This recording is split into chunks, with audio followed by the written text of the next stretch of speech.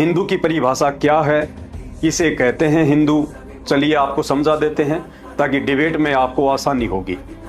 पहली पहचान, हिंदुस्तान में निवास करने वाले जिस स्त्री पुरुष का कोई गुरु नहीं है, गुरु भी तत्वदर्शी हो, जिसे मात्र वेद गीता और पुराणों का ही नहीं बल्कि पूरे विश्व के सभी धर्म ग्रंथों का पूर्ण ज्ञान हो, जिसे विश्व की लगभग 2700 से ऊपर भाषाओं का पूर्ण ज्ञान हो। और ऐसा तत्वदर्शी गुरु एक समय में धरती पर एक ही होता है। यदि आपने ऐसे संत को अपना गुरु धारण नहीं कर रखा है तो आप हिंदू नहीं हैं बल्कि काफिर हैं, काफिर। दूसरी पहचान, यदि आपकी भक्ति साधना वेदों और गीता जी के अनुसार नहीं है तो आप हिंदू नहीं बल्कि काफिर हैं, काफिर। क्योंकि चारों वेद और गीता जी में कहीं भी राम राम, हरे राम, जय सिया राम, हरे कृष्णा हरे राम, ओम नमो भागवते वासुदेवाय नमः, ओम नमः शिवाय, राधे राधे, जय श्री कृष्णा आदि इस तरह के कोई भी मंत्र जपने का ना ही तो भगवान का आदेश है और ना ही इन मंत्रों का कहीं कोई उल्लेख है। इसलिए उस तत्वदर्शी संत के बताए मंत्रों के अलावा यदि कोई भी व्यक्ति इन मनमुखी मंत्रों का जाप करता है तो वह हिंदू नहीं बल्कि काफिर है, काफिर। तीसरी पहचान, यदि आप कोई भी नशा करते हैं, बेचते हैं, बनाते हैं या पीने पिलाने में किसी का सहयोग करते हैं, जैसे बीड़ी, सिगरेट, गुटखा, जर्दा, तंबाकू, हुक्का, बियर, शराब, अफीम, सुल्फा, गांजा या हुलास सूंघना आदि, तो आप हिंदू नहीं बल्कि काफिर हैं, काफिर। क्योंकि पौराणिक कथाओं के अनुसार तंबाकू के पौधे की उत्पत्ति गाय के खून से हुई है। अब एक तरफ तो आप गाय को अपनी माता कहते हैं और दूसरी तरफ उसी माँ का खून पी रहे हैं, तो आप काहे के सनातनी, काफिर हैं, काफिर। चौथी पहचान, यदि आप किसी भी पशु पक्षी या जीव जंतु का मांस खाते हैं या मारते हैं तो आप हिंदू नहीं हैं बल्कि काफिर हैं, काफिर। क्योंकि सनातन धर्म में किसी भी जीव की हत्या पूर्णतया निषेध है। पांचवी पहचान, यदि आप गीता जी के अध्याय 7 श्लोक 12 से 15 के अनुसार यदि ब्रह्मा, विष्णु, महेश और देवी देवताओं की भक्ति करते हैं तो आप हिंदू नहीं हैं बल्कि काफिर हैं, काफिर। सोचिए, पवित्र गीता जी जिन तीनों गुण रूपी ब्रह्मा, विष्णु, महेश की भक्ति के लिए मना कर रही है और आप उन्हें पूज रहे हैं, तो शास्त्र विरुद्ध साधना करके आप कैसे हिंदू कहला सकते हैं? इस विषय पर विस्तृत जानकारी के लिए YouTube पर परम पूज्य सतगुरु रामपाल जी के सत्संग सुनिए।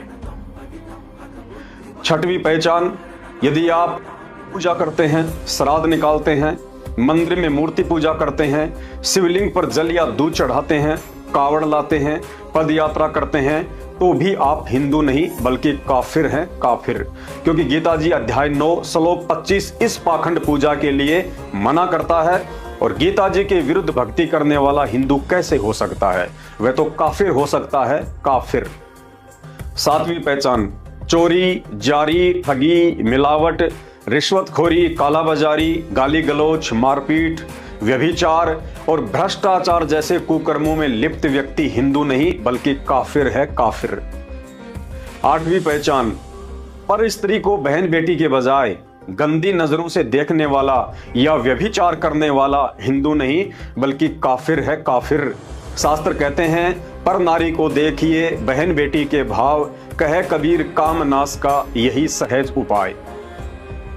नौवीं पहचान, जो व्यक्ति ब्याज पर पैसा उधार देता है वो हिंदू नहीं बल्कि काफिर है, काफिर। क्योंकि ब्याज पर पैसा देने का मतलब है जख्मी जानवर की पीठ पर बैठकर कौवे की तरह चोंच से उसके दर्द की परवाह किए बिना उसका मांस खाना। क्योंकि ब्याज पर पैसा वही इंसान लेता है जो असहाय, दुखी या कर्जवान होता है, और ऐसे महादुखी व्यक्ति की मात्र उधार मदद करने के बजाय उससे ब्याज वसूल करना उससे और अधिक घाव देने के समान है और आप परमात्मा के दोषी बनते हैं। तो ऐसा व्यक्ति भी हिंदू नहीं हो सकता, वो भी काफिर है, काफिर। भाइयों और बहनों, अब आपके मन में एक सवाल उठेगा कि इन मर्यादाओं का पालन करना तो हमारे 33 करोड़ देवी देवता और ब्रह्मा, विष्णु, महेश के वश से बाहर की बात है, फिर इंसान कैसे निभा सकता है? जी हाँ, बिल्कुल सही सोचा आपने। इन सभी सद्गुणों से हमारे देवी देवता भी परिपूर्ण नहीं है। हमारे 18 पुराण देवी देवताओं के कर्म व कुकर्मों के साक्षी हैं। देवताओं के राजा इंद्र ने अपने ही गुरु गौतम ऋषि की पत्नी अहिल्या के साथ क्या किया था सर्वविदित है, बताने की जरूरत नहीं है। देवों के देव महादेव कहे जाने वाले शंकर जी ने मोहिनी के साथ क्या किया था सर्वविदित है, बताने की जरूरत नहीं है। श्री सुख सागर में लिखा हुआ पढ़ लेना।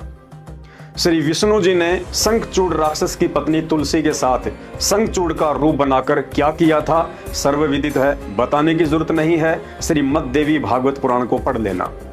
श्री ब्रह्मा जी ने अपनी ही पुत्री सरस्वती के साथ क्या कुकर्म किया था सर्वविदित है, बताने की जरूरत नहीं है।